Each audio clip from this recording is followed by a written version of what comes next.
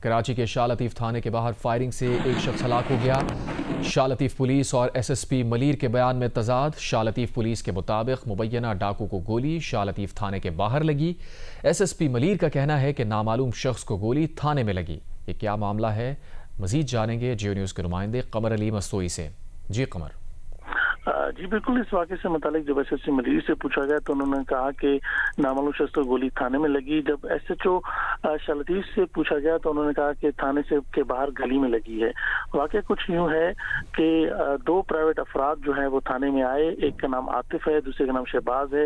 انہوں نے جو ہے نامعلوم شخص ان کے ساتھ تھا، انہوں نے کہا کہ یہ ڈاکو ہے، ان سے لوٹ مار کی کوشش ہے۔ عاطف کے ہاتھ میں پستول تھی۔ تھانے میں کے گیٹ پر تعینات کسی پولیس اہلکار نے نہ اسے روکا اور نہ اس کے ہاتھ سے پستول لی۔ جو ہی عاطف اور شہباز اور تیسرے نامعلوم شخص تھانے کے اندر داخل ہوئے تو ان کا آپس میں جھگڑا ہوا۔ عاطف کے ہاتھ میں جو پستول تھی وہ اس سے چل گئی اور نامعلوم شخص کے سر پہ جو ہے وہ گولی لگی اور موقع پر ہی وہ جاں بحق ہو گیا۔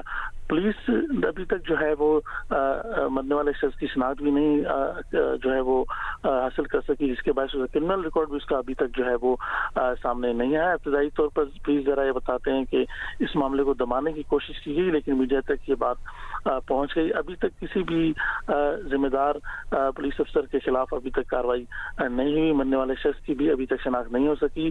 جو پرائیویٹ افراد عاطف اور شہباز نامعلوم مرنے والے شخص کو شاہ لطیف تھانے لائے تھے، ان دونوں کو جو ہے وہ حراست میں لے کر لاک اپ کر دیا گیا ہے۔ پولیس اس واقعے کی تحقیقات کر رہی ہے۔ ایس ایس پی ملیر خود اس وقت شاہ لطیف تھانے میں موجود ہیں۔ ذرائع بتاتے ہیں کہ عاطف جس سے گولی چلی ہے وہ جو ہے شاہ لطیف تھانے میں پرائیویٹ پارٹی بھی جو ہے وہ اس سے قبل چلا چکا ہے، جس کے باعث آزادانہ وہ مسلح ہو کر تھانے میں آتا جاتا تھا اور اس سے کوئی روک ٹوک نہیں تھا۔